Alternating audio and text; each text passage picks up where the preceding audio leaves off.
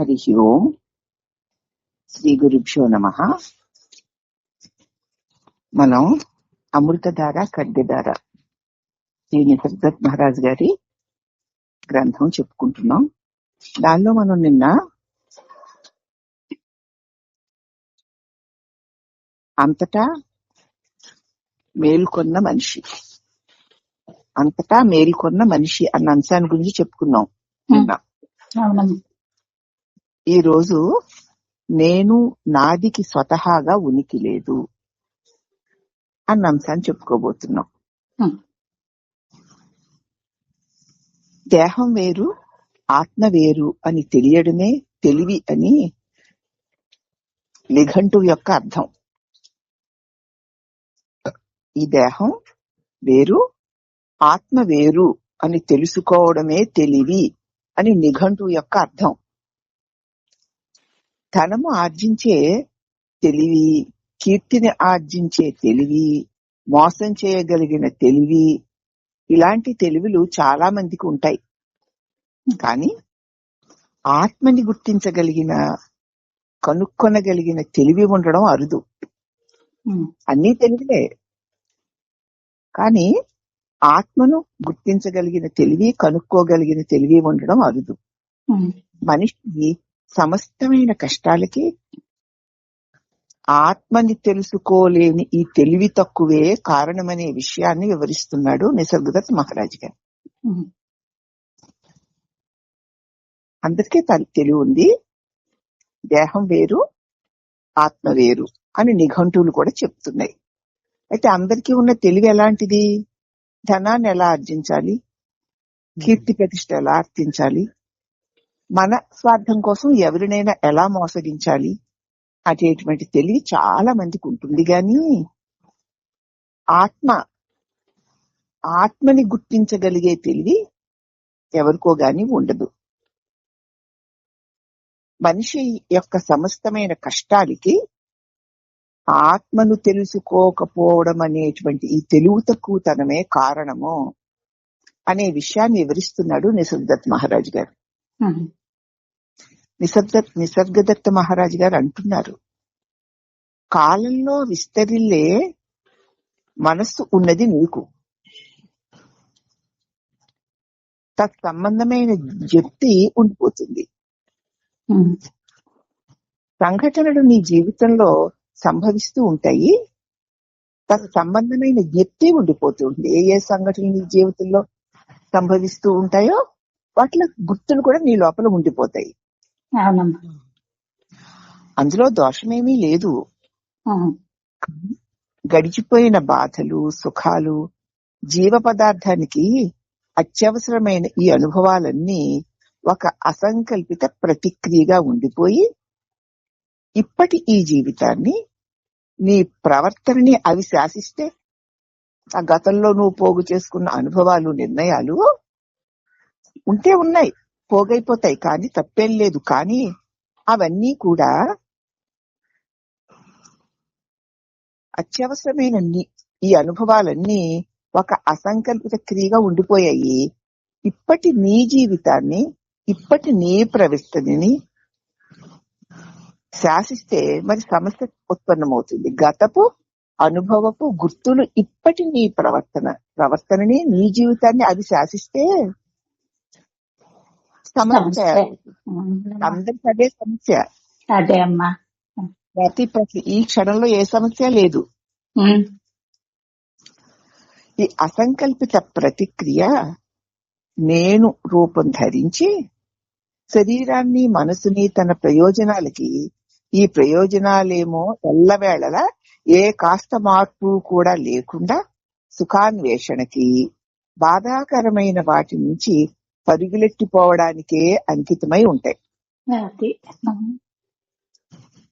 ఈ అసంకల్పిత ప్రతిక్రియ ఉంది చూడు, దానికి అదే గత అనుభవపు గుర్తు లేచొచ్చేసి ఇప్పటి నీ జీవితాన్ని శాసించేస్తూ ఉంటుంది.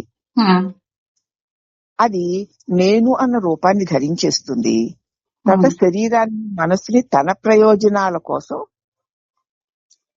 ఈ ప్రయోజనాలేమో ఎల్లవేళలా ఏ కాస్త మార్పు లేకుండా తాను అనుకున్నట్లుగా జరగాలనుకుంటూ అలా జరిగితే సుఖం అనుకుంటూ బాధాకరమైన వాటి నుంచి పరిగెత్తించేస్తూ వాటికే అంకితమై ఉంటుంది.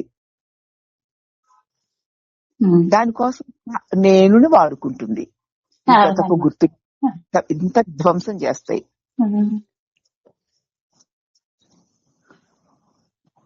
నేను లేకపోతే స్వ అనేది కేవలం కోర్కెల భయాల మూట మాత్రమేనని ఉన్నది ఉన్నట్లు ఈ నేను అన్నది కేవలం గతపు అనుభవపు గుర్తుల కోర్కెలు భయాల మూట మాత్రమే అని ఉన్నదానిని ఉన్నట్లు గ్రహిస్తే, గతపు అనుభవపు గుర్తులు వదిలేస్తే ఇక నేను లేదుగా. మన నేను అదే తయారైంది. అవునా?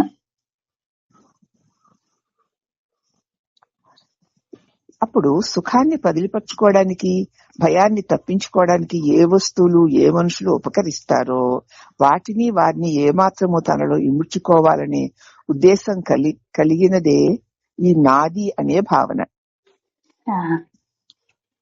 నేను నా సుఖాన్ని నేను ఉంచేసుకోవాలి, భయాన్ని తప్పించుకోవాలి. అలా తప్పించుకోవడానికి ఏ వస్తువులైతే ఏ మనుషులైతే నాకు ఉపయోగపడతారో వాటిని వారిని మాత్రమే తనలో ఉంచుకోగలిగే ఉద్దేశం కలిగిందే ఈ నాది అనే భావన. నాదికి చక్కటి చక్కటి నాది నీ ఇష్టాలకు అనుగుణంగా ఉండాలి, కష్టంగా ఉండకూడదు. పైగా నీ సుఖాన్ని దాచుకోవడానికిను నీ భయాన్ని నుంచి తప్పించుకోవడానికి నీకు ఏ వస్తువులు ఉపయోగపడతాయో అవి నావి అంటావు, ఏ వ్యక్తులు ఉపయోగపడతారో వాళ్ళు నా వాళ్ళు అంటావు. వారందరినీ నీలో విముడ్చుకోవడే ఉద్దేశం కలిగి ఉంటే ఎందుకు వాళ్ళందరినీ ఎందుకు కౌగిలించుకుంటున్నావు? అంటే నీ సుఖాన్ని కాపాడుకోవడానికి, నీవు దుఃఖాన్ని తప్పించుకోవడానికి వీరందరినీ ఈ వస్తువుల్ని నాదిగా నువ్వు నిర్ణయిస్తున్నావు. అంటే అదే నాది అనే భావన. ఇది నువ్వు చక్కగా అర్థం చేసుకుంటే ఈ నేను నాది అనేవి రెండు మిథ్యాపూరితమైన భావాలేనని, వాటికి వాస్తవంలో అసలు పునాదే లేదని నువ్వు కనుక్కుంటావు. నిజానికి అసలు అవి లేనివి. నీ నేనంతా ఎలా తయారైంది? గత అనుభవాలు నిండిపోయి ఉంది. అదే నీ జీవితాన్ని, అదే నావిగాను నా జీవితం నీ జీవితాన్ని అవే నడిపించేస్తున్నాయి. వాటి వల్లనే నేను అన్న ఒక రూపం ధరించి ఈ శరీరాన్ని మనసుని తన ప్రయోజనాల కోసం ఎల్లవేళలా వాడుకోవాలి అని చూస్తుంది ఈ నేను. అలా వాడుకోవడానికి నీవు ఏం చేస్తున్నావు? సుఖాన్ని పదులుపరుచుకోవడానికి, భయానికి తప్పించుకోవడానికి ఏ వస్తువులైతే ఏ మనుషులైతే నీకు ఉపయోగపడతారో వారందరినీ నాది నా వారని మూటకట్టుకుంటాం. కానీ ఈ విషయం సరిగ్గా అర్థం చేసుకుంటే ఈ నేను నాది అనేవి రెండూ కూడా మిథ్యాపూరిత భావాలని, వాటికి వాస్తవంలో ఏ పునాది లేదని నువ్వు కనుక్కోగలుగుతావు. నేనంటే గతపు అనుభవాల ముద్రలే నేను.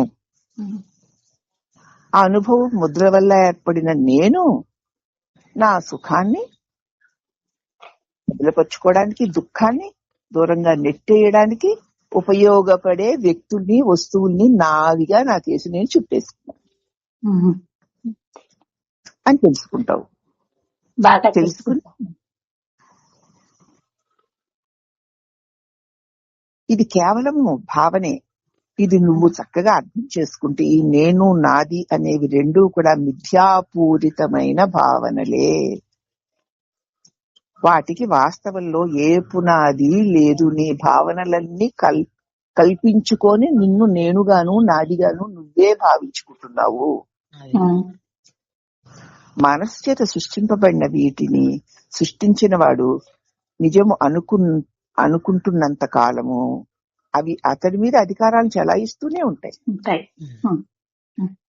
ఎదురు తిరిగి ప్రశ్నిస్తే మాయమైపోతాయి. అవునమ్మా. ఇదెవరు, ఎవరికి, నాకు, నేనెవరు అని నిలబడి నీ ఏది నేననుకుంటున్నావో దానిని, ఏది నాదనుకుంటున్నావో దానిని నువ్వు నిగ్గ తీసి ప్రశ్నిస్తే అవి మించెలు కాబట్టి పారిపోతాయి. పారిపోతుంది. నేనెవరు అని ఆగి చూడు, ఉమ్. పారిపోతున్నాయి కదా. పోతున్నాయమ్మా. కానీ మళ్ళీ వెంటనే పట్టేసుకుంటున్నావు కాబట్టి మళ్ళీ చుట్టుకుంటున్నాయి. అదే.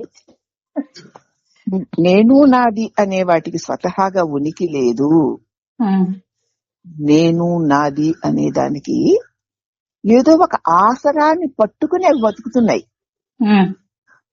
ఆ ఆసరా వాటికి ఈ శరీరంలో లభించింది. ఉమ్. శరీరమే వాటిని నిర్దేశించే కేంద్ర బిందువు అయిపోయింది. ఉమ్. నా భర్త, నా పిల్లలు అని నువ్వు మాట్లాడేటప్పుడు నీ ఉద్దేశం నీ శరీరం యొక్క భర్త, నీ శరీరం యొక్క పిల్లల్నిగా సూచిస్తోంది. అవునమ్మా.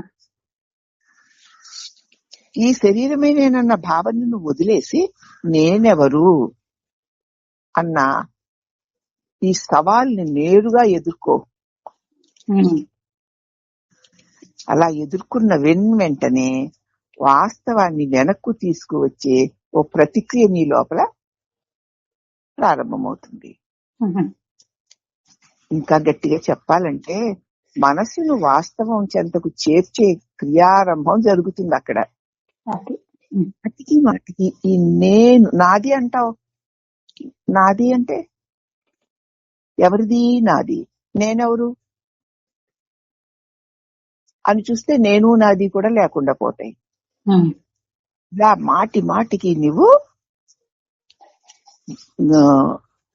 వాస్తవం నీ స్వరూపంలోకి తీసుకువచ్చే ఈ ప్రతిక్రియ మనస్సుని వాస్తవం చెంతకి నిజం వైపుకి చేర్చడం జరుగుతుంది. ఉమ్. అప్పుడు ప్రశ్న, నేనుని ప్రేమించే మనుషులున్నారు, వాళ్ళని వదిలేయమంటారా? పోనీలండి, నేనుని ప్రేమించే వాళ్ళ మాట వదిలేయండి. నేనుని ప్రేమించే మనుషులున్నారు, వాళ్ళని వదిలేయాలంటారా అంటే మహారాజు గారు అంటున్నారు, వారి మీద నీ పట్టును మాత్రమే వదిలేస్తావు. ఉమ్. ఇక మిగతా వ్యవహారం అంతా వారి మీద ఆధారపడి ఉంటుంది. వారు నా వారు అన్న భావాన్ని వదిలేస్తావు. ఉమ్. అప్పుడు ఇంకేమవుతుంది? మిగతా వ్యవహారం అంతా కూడా వారి మీద ఆధారపడి ఉంటుంది. వారు నాది నా వారని నేను అనుకోవట్లేదు. ఉమ్. అప్పుడు వ్యవహారం సాగుతుంది. అప్పుడు వ్యవహారం అంతా ఆ వ్యక్తుల మీద ఆధారపడి ఉంటుంది. ఉమ్. ఆయన ఏదో చేస్తున్నాడమ్మా, నా వాడు, నా మొగుడు, నా ఇష్టం, నా హక్కు, నేను చెప్పినట్టు వాడు వినాలి, నాకు నచ్చినట్టు వాడు ఉండాలని నిన్ను నీ భావాల్ని కేసు కట్టేసుకున్నావు ఇంతకాలం. ఉమ్. ఇప్పుడు నువ్వు ఈ నావాడు అన్నదేమిటి, అసలు అలా అని నేనెవరు అని ప్రశ్నించి చూసావు. ఉమ్. చూసేసరికి ఈ నేను నావాడు అన్నది కూడా వెనుతిరిగిపోయాయి. ఉమ్. అప్పుడు ఆ వ్యక్తులు ఉండరంటే వ్యక్తులు ఉంటారు, వారి కేసు కట్టేసుకోకుండా ఉంటావు నువ్వు. ఇప్పుడు అది వ్యక్తులు ఎక్కడికి వెళ్ళిపోరు, సంఘటనలు ఏమీ మారవు, నువ్వు వారి కేసు కట్టేసుకోవు. సంబంధం ఉంది కానీ బంధం లేదా. వారి మీద నీ పట్టు మాత్రాన్ని వదిలేస్తావు. నా వాళ్ళు కాబట్టి నేను చెప్పినట్టు వినాలి, నా వాళ్ళు కాబట్టి నాకు ఇష్టమైనట్లుగా ఉండాలి అన్నటువంటివన్నీ వదిలేస్తావు. ఇక మిగతా వ్యవహారం అంతా వారి మీద ఆధారపడి వాళ్ళు వాళ్ళ స్వభావానికి తగినట్టు వాళ్ళ వ్యవహారాలు వాళ్ళు చేసేస్తారు. నాదే నువ్వు పట్టుకోలేదు గనక పక్కింటి వాళ్ళు నా వాళ్ళని పట్టుకో కాబట్టి వాళ్ళ ఇంట్లో ఏడుపు వచ్చినా సంతోషం వచ్చినా నీకు ఏడుపులు సంతోషాలు రావట్లేదు. అలాగే నా వాళ్ళని నువ్వు పట్టుకోకపోతే వారు వారు వారు స్వభావాన్ని బట్టి వాళ్ళు నడుస్తూ ఉంటారు. అప్పుడు నీలో నుంచి రియాక్షన్స్ రావు. అలా కనుక ఇది నువ్వు ఉంటే చూసుకోవాలి, ఇది చూసుకోవాలి. ఇక మిగతా వ్యవహారం అంతా వారి మీద ఆధారపడి ఉంటుంది. ఉమ్, అప్పుడు వారికి నీ మీద ఆసక్తి కూడా తగ్గిపోవచ్చు. నువ్వు ఎప్పుడైతే వారి వ్యవహారాలలో ఆసక్తి చూపించకుండా వేలు పెట్టకుండా ఉంటావో ఉండగా వారు కూడా నీ మీద పెత్తనం చెలాయించడం, నీ మీద ఆసక్తి వారికి కూడా తగ్గిపోతుంది. పోతుందమ్మా. అప్పుడు పిచ్చకుడు అలా ఎలా సంభవిస్తుంది, మరి వాళ్ళు నా వాళ్ళు కదా ఏమిటి అన్నాడు.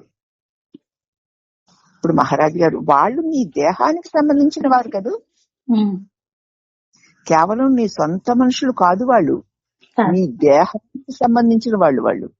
ఉమ్, బాగా చెప్పాలంటే నీకు కానివారంటూ ఎవరూ లేరు. ఏ కొంతమంది నీ దేహాన్ని బట్టి, దీని పుట్టుకను బట్టి నావాడే నువ్వు ముడిపెట్టుకున్నావు గాని అది నీ దేహ సంబంధమైందే గాని నీ వాడు కారు. ఉమ్, ఇవొక కోణం. అయితే ఈ దేహ సంబంధం, ఈ నా దేహానికి వారి దేహానికి ఉన్న సంబంధమైన వారు దేహ సంబంధంగా నా వారు కాదు అన్నప్పుడు ఈ విశ్వంలో ఏ దేహ సంబంధాలు నీవి కాదు, దేహాలకంటికేటువంటి ఆధారమై ఉన్న అనంత సంబంధమే నీదవుతుంది. ఇప్పుడు అందరూ నీ వారే, అంతా నేనే. అందరూ నా వారే. ఉమ్, మరి ఎక్కడ ఓడగొట్టుకోవాలో చూసుకోవాలి. తెలిసిందమ్మా. నాతో నేను ఎలాగ వ్యవహరించుకోవాలి అనే ప్రశ్న కనుక నీకు ఉదయిస్తే, అయితే ఇప్పుడు సరేనండి నా వారందరినీ వదిలేశాను, మరి నేను ఉంది కదా, నేనుతో నేను ఎలా వ్యవహరించుకోవాలి అని కనుక ప్రశ్న నీకు ఉదయిస్తే నిసర్గదత్ గారు చెప్తున్న సమాధానం, వస్తువులతో వ్యవహరించడానికి ఆయా వస్తువుల గురించిన సమాచారము, జ్ఞానము కావాలి కదా. కావాలి. ఒక వస్తువుతో వ్యవహరించాలంటే, ఒక మిక్సీ వాడుకోవాలంటే దానిని ఎలా వాడుకోవాలి, అది ఏమిటి, ఎందుకు ఉపయోగపడుతుంది, దాన్ని ఎలా వాడుకోవాలన్న సమాచారం కావాలి కదా. కావాలి. అలాగే మనుషులతో వ్యవహరించడానికి అంతర్దృష్టి, సానుభూతి ఉండాలి.